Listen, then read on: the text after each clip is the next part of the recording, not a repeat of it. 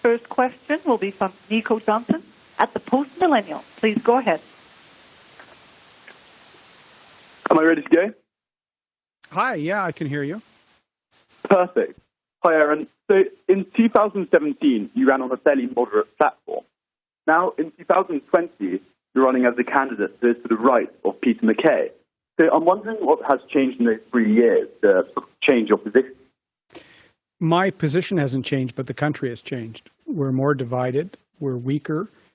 There's less opportunity for my kids' generation. We have less respect on the world stage. That was shown in spades just yesterday.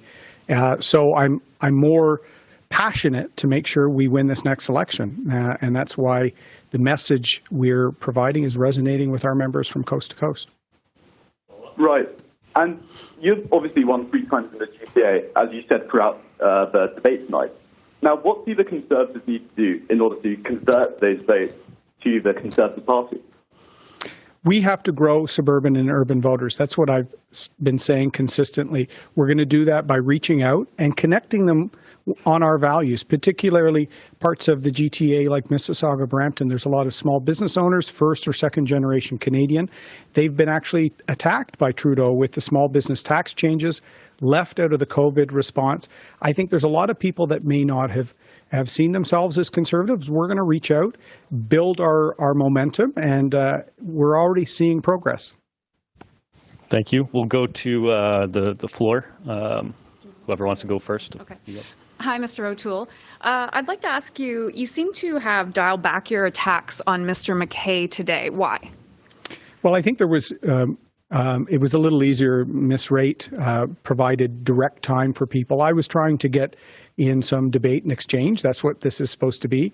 I think it was a little easier tonight. This is new for all of us. There's remote cameras and these sorts of things. Last night was a bit of a harder time to get some engagement going, and so this tonight flowed better. So I can have follow-up. I want to ask you, I think it was asked during the debate, but I'm not sure if it was clear. Do you believe that that there's systemic racism in Canada and in our institutions? Well, what I said tonight was I think we owe it to Canada to make sure we remain the best country in the world, and we stamp out any instances of racism, unfairness, discrimination, and have a commitment to that. I've tried to have a commitment to that as a public official, and there's got to be a zero tolerance approach, and I will have that approach. Conservatives are liberty-minded, merit-based, rule of law. I think we can really take up this issue and make sure there's a level playing field for all. I'm not sure if you answered the question, though. Do you believe that there's systemic racism in Canada and in our institutions? I think if something is brought up in an institution, whether it's the RCMP, the military, Transport Canada, any instance, we have to stamp it out. I've actually written the Trudeau government on cases that I wanted examined previously, and they provided me with some of the processes that were looked at to make sure there's equal opportunity. That's what we have to insist upon. Except that your platform calls for mandatory minimums, and mandatory minimums are one of the things that is widely cited as increasing the rates of incarceration for Indigenous and Black Canadians. So how do you square that? I square it by my mandatory minimum policies are very, very narrow.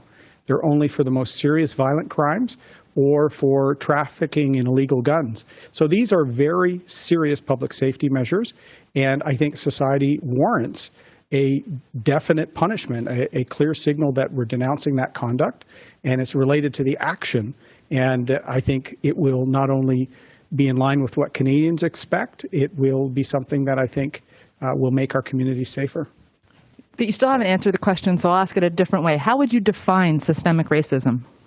Well, you could define it to me. I've said whenever we see an instance of racism, zero tolerance. And I've said when I've had a complaint from a constituent, I raise that with the department and learn their procedures for looking at it. So I think we have to make sure we have a zero tolerance approach from top to bottom. Okay, operator, we'll go back to the phone, please. Next question will be from Catherine Lévesque at the Canadian Press. Please go ahead. Oui, bonjour, Monsieur O'Toole. On va retourner en français. Justement, j'aimerais vous entendre là-dessus. Est-ce qu'il y a du racisme systémique au Canada? Comme j'ai dit en anglais, on doit travailler plus fort d'avoir l'opportunité pour tout et une tolérance zéro pour le racisme au Canada. Je vais avoir une approche comme ça et je pense que, comme un conservateur, je suis fier d'avoir un pays avec l'opportunité pour tout et on doit avoir une tolérance zéro. Follow-up. Oui, très bien. Et votre adversaire a dénoncé la loi sur la laïcité du Québec ce soir. M. Sloan a dit qu'elle était raciste, qu'elle était intolérante. Est-ce que vous êtes du même avis? Non, c'est un enjeu pour l'Assemblée nationale. J'ai des inquiétudes parce que j'ai servi à côté de les Canadiens et Canadiens avec toutes les races, toutes les cultures. Mais c'est un enjeu pour l'Assemblée nationale. C'est la juridiction de la province et je vais respecter leurs décisions. Operator, we'll go to the next question, please. Next question will be from Andrew Lawton at True North. Please go ahead. Good evening, Mr. O'Toole. In your platform, you've promised to cut funding to CBC's digital and news properties and eventually privatizing. More broadly, do you think there's an anti-conservative bias problem in CBC or even in mainstream media more broadly? Well, I think we have to get our message out better, and I want to make sure we do that as a party. I won't speak to what I perceive. Sometimes I don't feel we get a fair shake, I'll be honest with you. But I think it's also time for us to modernize a state-owned broadcaster. In an age where there's apps, even the GEM app themselves, we don't need a Crown agency competing with shrinking private sector dollars for advertising. So the public interest mandates for radio and linguistic services are critical. They're public interest. But for English television and for digital, they're competing with the private sector, and I think we need to minimize that. Follow-up. Shifting to the carbon tax, you've been very clear you want to repeal the federal carbon tax and not force one on provinces. What about in a reverse situation? Suppose that you're the Prime Minister, there's a Conservative government federally, but a province wants to put forward a provincial carbon tax. Would you allow that?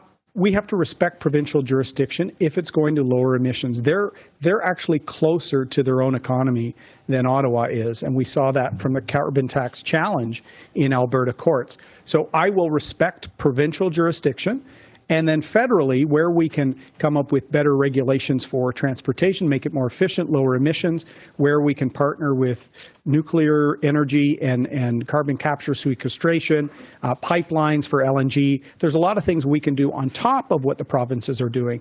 But an Ottawa knows best approach is an approach for the Liberals. I'm a bit surprised that Mr. MacKay is shocked that I'm going to respect what Premier Kenney or Premier Ford decides to do in their jurisdiction.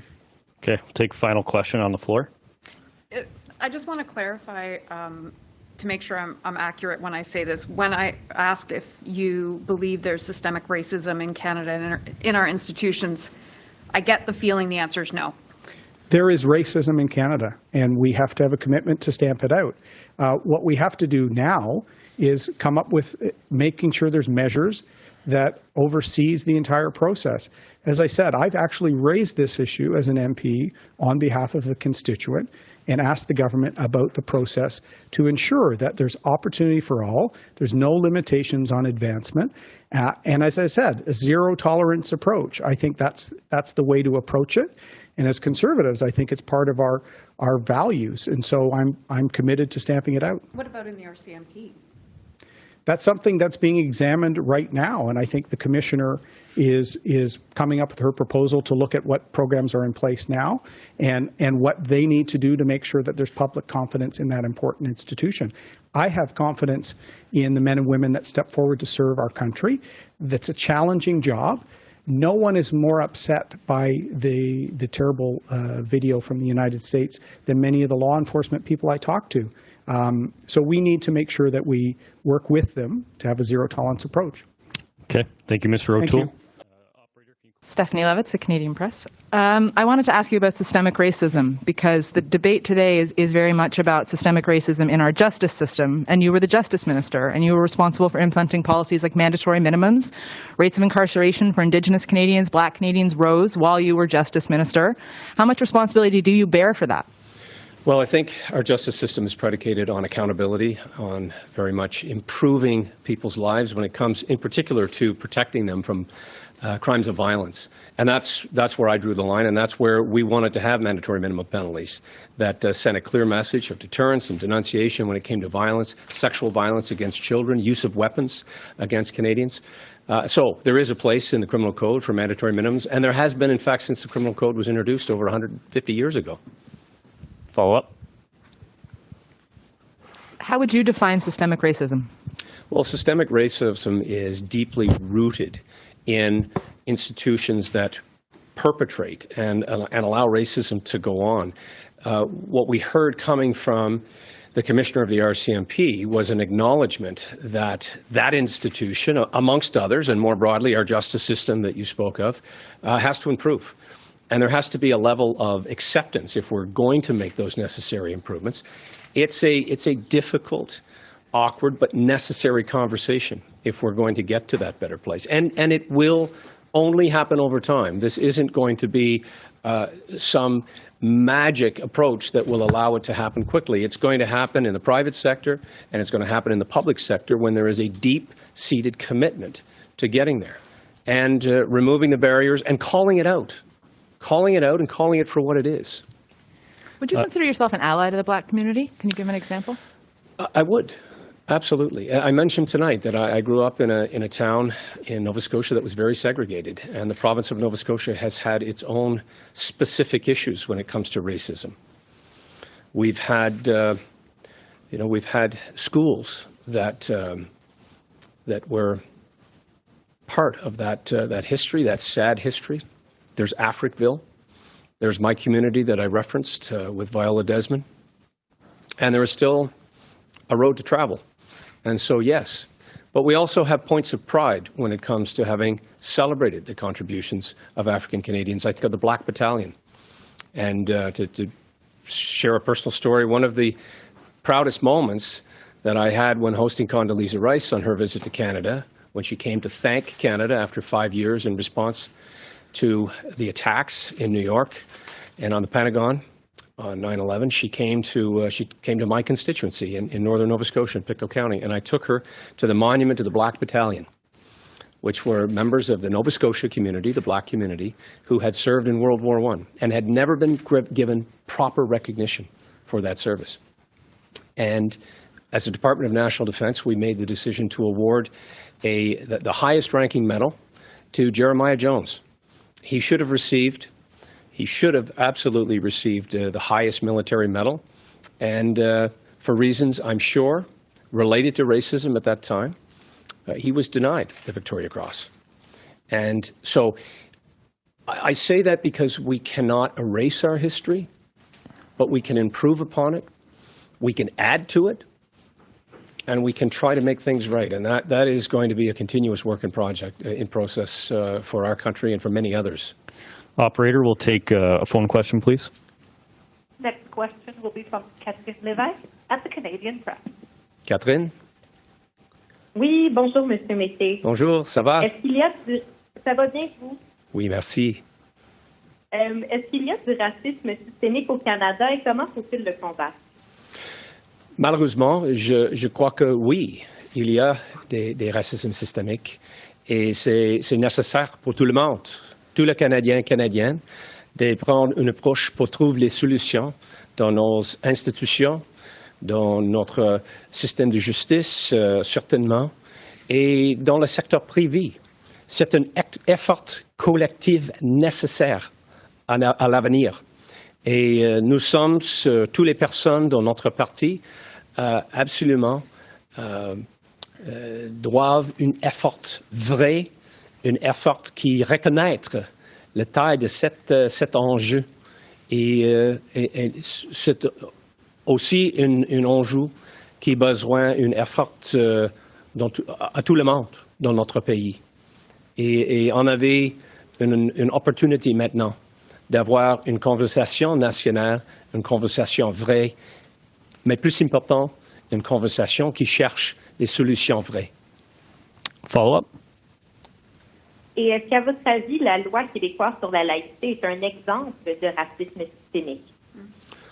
Donc, on avait maintenant un enjeu, certainement, avec notre système de policiers, notre système de justice, et il y a une occasion maintenant d'écouter tous les membres de la communauté et de trouver des solutions vraies, pas seulement juste les platitudes, juste les efforts de symbolisme.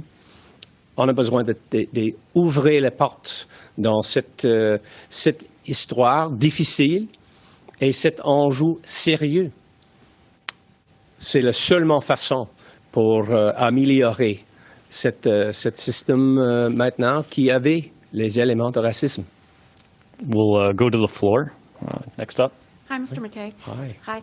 Do you agree with Mr. Sloan, who says that we need to be unequivocal supporters of Donald Trump? No. I don't think we need to be unequivocal supporters of any one person, policy, or place. We have to be thoughtful. We have to be always protecting Canadian sovereignty. Always, of course, in my estimation, as elected officials, we need to ensure that Canada's interests are protected. And we live in a very competitive world. We live in a very volatile time. And so for that reason, and certainly coming out of COVID-19, I think that there has been really, I see it as a positive, renewed sense of patriotism to protect Canada's interests. And that includes ensuring that our economy gets back on its feet, we make the necessary adjustments, but we continue to reach out and work with countries like the United States and other like-minded countries. Follow-up?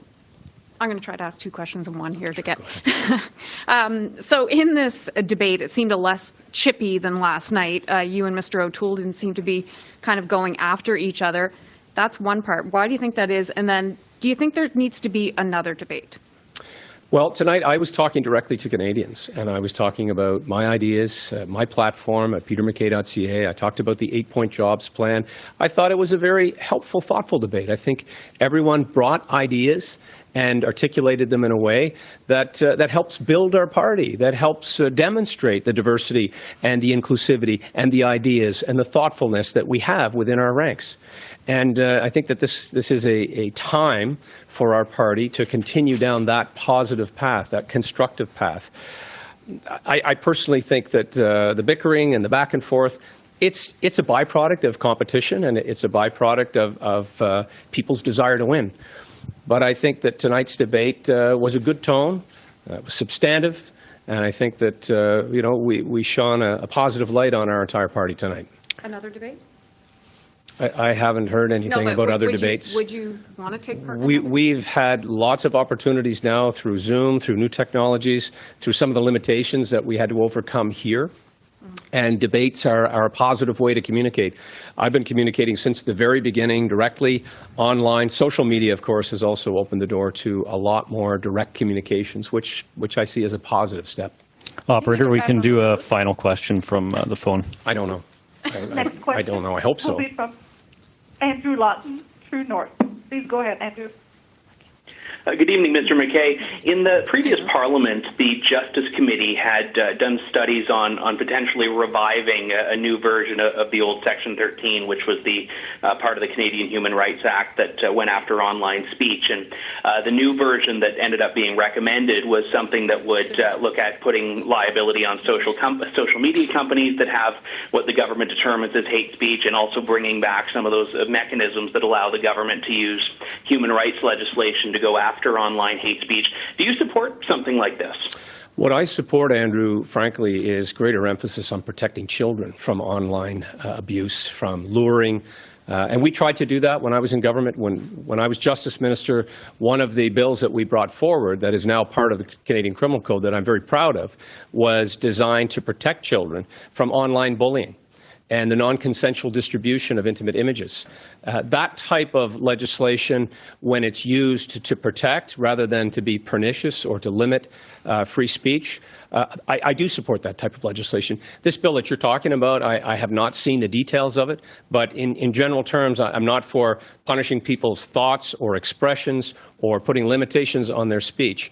I am very much in favor of protecting children, in particular, from some of the online activities that are going out that I find to be very pernicious, very evil, quite frankly, and they go after vulnerable people, children who are highly impressionable.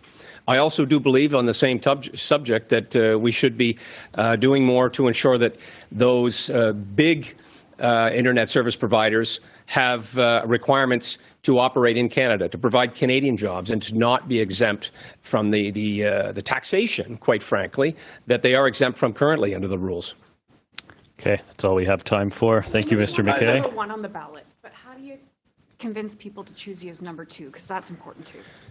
Well, as I said, I've been talking to Canadians, and I think that what you're seeing here today, I wouldn't call it a clash of ideas and ideals. I think it has been very much a conservative debate, a thoughtful debate.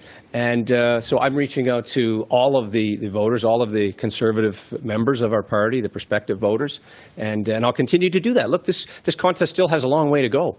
The vote doesn't happen until really we don't get into that, and probably until July, and the ballots will be counted August 21st. So I intend to continue to campaign throughout that time. Hopefully things will open up and we'll be back into what's described as a more traditional campaign, and we're going to continue to push out ideas and policies on our platform, as we did today, on environment, on defense, on security. You're going to see a continuous effort to connect with solutions, ideas, thoughts that appeal to Canadians, not just Conservatives. Okay. Thank you, Mr. MacKay. Hi, Mr. Sloan. Stephanie Levitz, the Canadian Press. I wanted to ask you about your comments on Bill 21. Oh, yes. Last night, we had a whole debate in French. It was entirely aimed at Quebec, and you didn't mention the subject one time. Why not? Well, it was actually in my notes to mention, but the topic didn't come up. Tonight, we were given topics beforehand of what to expect. Tonight, we knew that racism was on the topic, and so we made sure to prep our notes for that. But I did have it in my binder in French last night as well. It just unfortunately did not come up. So, yeah. How would you define systemic racism? I would say systemic racism would be a structure or a law in Canada that treated people differently based on their race or their country of origin or their color of their skin. Do you believe that there's systemic racism in Canada and in our institutions? Well, according to the definition I gave, I focused on the structure, so the laws and so forth. I think what people typically mean when they're talking about systemic racism is the existence of racist people in our systems. And so I don't want to get bogged down with being too technical. I don't, other than Bill C-21, which I believe is discriminatory, I'm not aware of any other specific law which treats people differently based on the color of their skin or their country of origin. Now, that doesn't mean that there's different outcomes in, for example, our justice system. And Dr. Lewis came up with some good examples of that. So when we're talking about, Indigenous people who are more likely to be convicted and receive longer sentences and so on, there is no specific law that says convict them more often, give them longer sentences. It has to do with the person, the jury, or the person sitting behind the bench. So there is no question that we need to elevate the level of our awareness individually amongst different people. But other than Bill C-21, I am not aware of any specific rule or regulation that treats people differently based on their skin color or their country of origin. Under the previous Conservative government, immigration policy very much did that. It had a very distinct stream of immigration that was based entirely on a person's designated country of origin. Healthcare was allocated based on a person's country of origin. Would you consider that to have been then a systemically racist policy? Well, can you please describe what you mean by that question? Can you the way immigration refugee claims in particular were handled were based entirely on what country you came from. So how fast your claim went through the system, what avenues of appeal you were allowed to take, and in turn, if you were from a prescribed list of countries, you had no access to healthcare. I'm sorry to add. I'm just unfamiliar with how this I'm unfamiliar with how this worked in real life. So that's why I'm asking. So can you give me an example of like what countries were on the good list and what countries were on the bad list? So you had to meet a set of criteria. So claims from Hungary for a while were on designated country of origin. Mexico was designated country of origin. So country was on the good list. Hungary was on the good list or the bad list? It was neither. It was the way the claim was treated. I mean, you could classify it as good or bad. The Conservatives would have said, their claims from countries. So Hungary was treated quicker or slower than other places? The claims were processed faster with less rights of appeal and less access to health care. Hungary versus some other country. Okay.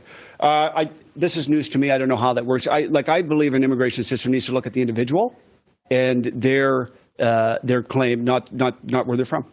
So, yeah. Okay, thanks. We'll go to the phones next. Operator, first question. First question on the phone is from Andrew Lawton, True North. Please go ahead. Hi, Andrew. Hey, Derek, good evening. You took aim this evening at censorship by social media companies. Look, you're a free market conservative. These companies, while large, are ostensibly private companies. How do you plan to enforce free speech or any specific policies on this platform in a way that doesn't go down the road of regulating private enterprise? Well, social media companies are in a position of trust because they're open to everybody in Canada. And they are conduits by which we receive information. They're conduits by which we share information. And so if a social media company was banning somebody based on the color of their skin or something like that, we would be very upset by it. And we have laws in place to prevent that type of thing from happening. And so when it comes to social media companies, if they're trying to direct the flow of information or even let's take the political context out of it. Let's just focus on something like in a pandemic right now. And we've seen YouTube, for example, say that, well, if you put out something that goes against public health advice, then we're going to pull it down. Well, in a free society, we need to be able to question the advice that we receive. We need to be able to question our government. And I think it's very important that we are able. And I gave the example of, if YouTube was monitoring that, rigidly, if somebody had said, hey, we should wear masks or we should institute a travel ban from affected areas back in January or February, YouTube could have pulled those videos because that was not what our government was advocating, although other governments were. So, I just think that it's very important that social media needs to be open. And a free exchange of ideas. Of course, if someone is breaking a law by intimidating or threatening or something of that nature, that is not something that would be covered. Follow up? On immigration, you've pushed for an overall reduction. The Stephen Harper government had a manageable and steady increase in immigration numbers, and I don't think you've said, or I certainly haven't heard you say that that was something that overtaxed Canada. So I guess the question would be, if you can do smart immigration, prioritize economic immigration, vet people as you've talked about, why does the number have to go down if you're vetting, as you mentioned a few moments ago, individual immigrants?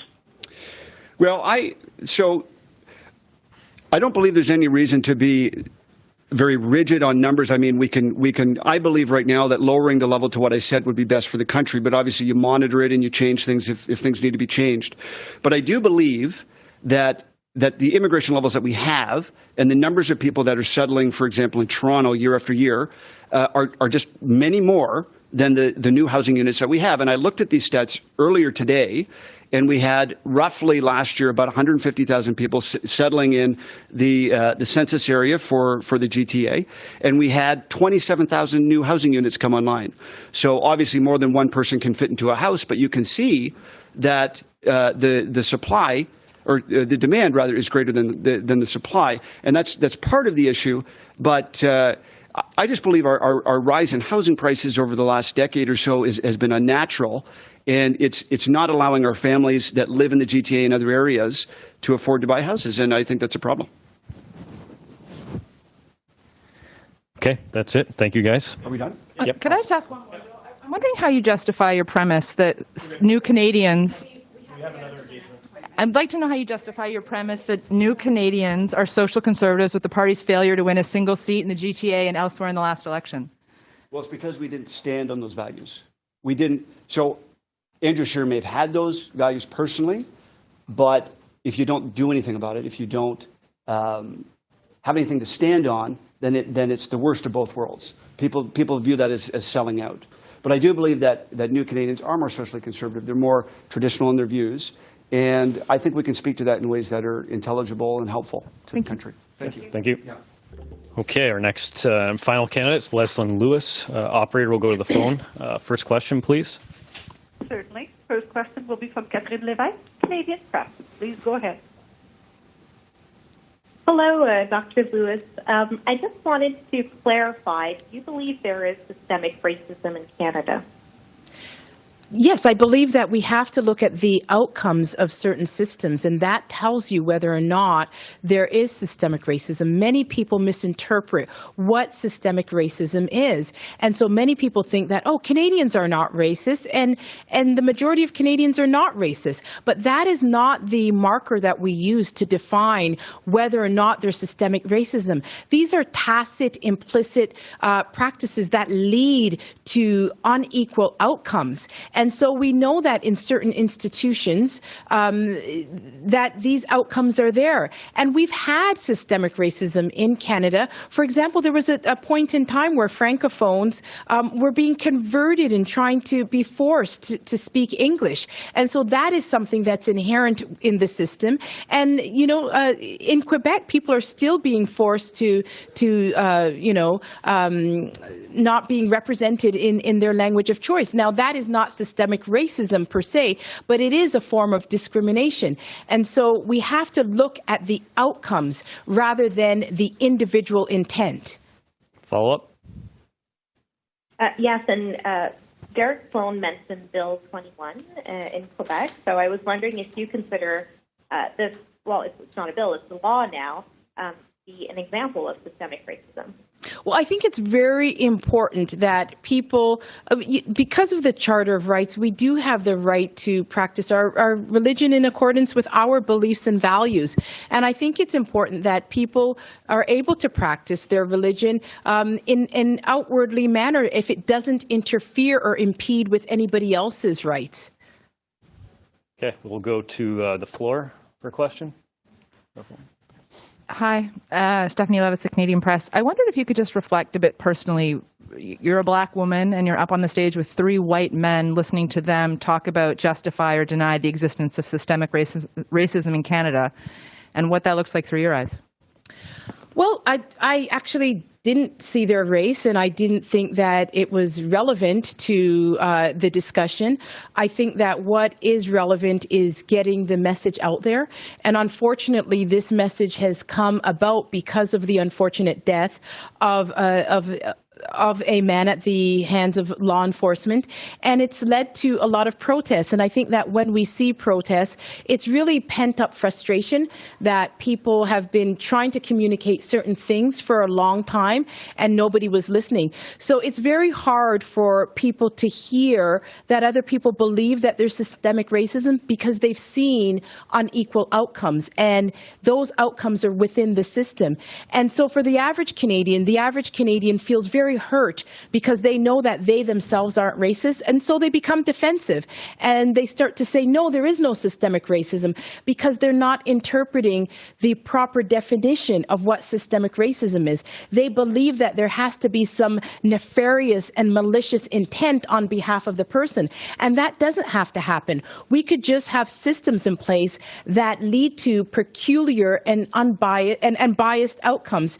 And it's up to us as Canadians and as conservatives who we believe in equality of opportunity. It's up to us to say, okay, if people are asserting this, then let's look at it and see if we can make our systems better, because we live in the greatest country in the world, but I think we still have an obligation to make it better. Follow up. You said during the debate that what was required sort of to end systemic racism was to aim for the equality of outcomes. Is that what you meant, that you think everyone should have the equal outcome No, not at all. I'm talking about the quality of outcome in the system. So, for example, if a Indigenous person is charged with an offense or commits an offense and a white person commits the same offense, both of them should be charged. But if one person is charged over the other, then that's the outcome that I'm talking about. As a conservative, I believe in personal responsibility. I believe that people can change their futures. I do not believe in a complete control by the system. I believe that individuals have the ability to, as free agents, to impact on systems and to change. And even when systems are skewed and they're disadvantaged, perseverance and hard work could still have you push through. So I do believe in personal responsibility, but that doesn't absolve the fact that if we have imperfect systems, that we as a society have to work towards improving them. Okay. Operator, we'll go back to the phones, please. Next question. Next question will be from David Menzies at Rebel News. Please go ahead. Yes, hello, ma'am. My question pertains to freedom of speech and freedom of the press. Namely, as the leader of the Conservative Party or even Prime Minister, would you allow all journalists into press conferences, and would you also ensure that bureaucratic entities such as the Commissioner of Canada Elections would not go after authors who write books critical of the government? Absolutely, unequivocally. I think that is one of the foundations of our democracy, is to have a free press. And I set an example of that because my very first interview was with Rebel Media, and that was for a particular purpose because I know that they had not been very active in interviewing people in the party. And so I wanted to just to open the door and to let people understand that I believe in free press. And, sometimes the press is not always, nice to us, but it is their right. It's a part of our freedom of expression, and it's a cornerstone of a free society. Follow up? Yeah, and Ms. Lewis, I'm also curious on the firearms file. We just recently witnessed a staggering gun grab by the Trudeau Liberals in which some 1,500 firearms will be made illegal in the next 2 years. This was done as an order in council, and it has offended many Conservatives who are law-abiding gun owners. Would you reverse this move if you were indeed to become Prime Minister? Well, I think the most important part of firearms legislation is to make sure that it adheres and upholds public safety. And law-abiding owners, firearms owners, are some of the most diligent individuals. They take licensing, and they make sure they have their firearms are stored in proper places. And so it's the regulation that came in force. I believe that it should have been actually debated. And so it should have gone through legislation, and then we would have not had some of the misinformation. Law-abiding firearms owners are not what I fear. I fear criminals. And so I want to see tougher laws, especially aimed at criminals and gangs and getting kids, not involved in illicit activity. And I think that that's where the focus should be on. And so I would repeal that ban. Okay, we'll do a last question here on the floor, please. Just a quick question about the tone of the debates last night as opposed to tonight. Overall, do you think there's a big difference from yesterday to today? Well, absolutely. I feel that there was a difference in the tone of the debates. I feel that, there was more participation tonight of all the candidates. And, I had an opportunity to say a lot more because I was speaking in my native tongue, English. And, it wasn't just having a few hours of French lessons. And so last night was a very different night for me. And tonight I'm happy with my performance. And I think that everybody did well and treated each other with a lot of respect tonight. I noticed quite a few times that we saw Mr. O'Toole and Mr. MacKay say, "Oh, I agree with Ms. Lewis." Did you feel like they were trying to lure your No, I thought I just made some very substantial and good points, and that they were, in agreement with them because the points were landing. Just as a flip side to that, I also noticed that during the debate, you made a point of challenging them on some of their policies. And Yes, absolutely. I think that's what the purpose of a debate is. There were issues that I felt that the voter base needs to hear, and that I was very concerned about certain issues that they had, and I wanted to give them an opportunity to publicly clarify them, because I've had a lot of emails about those two issues that I raised. Even last night, I asked one question in the French debate, and that was just about conscience rights, and that's because a lot of my supporters were asking me about this issue about Mr. MacKay. And so it was done, clearly just to clarify information so that my voters, my supporters, have an understanding of where these two individuals stand on those issues. Okay. Thank you, Dr. Lewis. Did you get from, what do you understand the conscience rights now? Well, I didn't.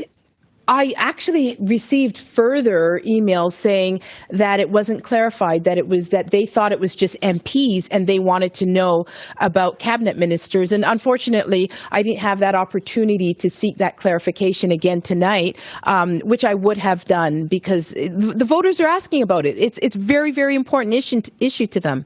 Okay. Thank you, Dr. Lewis. Okay. Thank you. Thank you.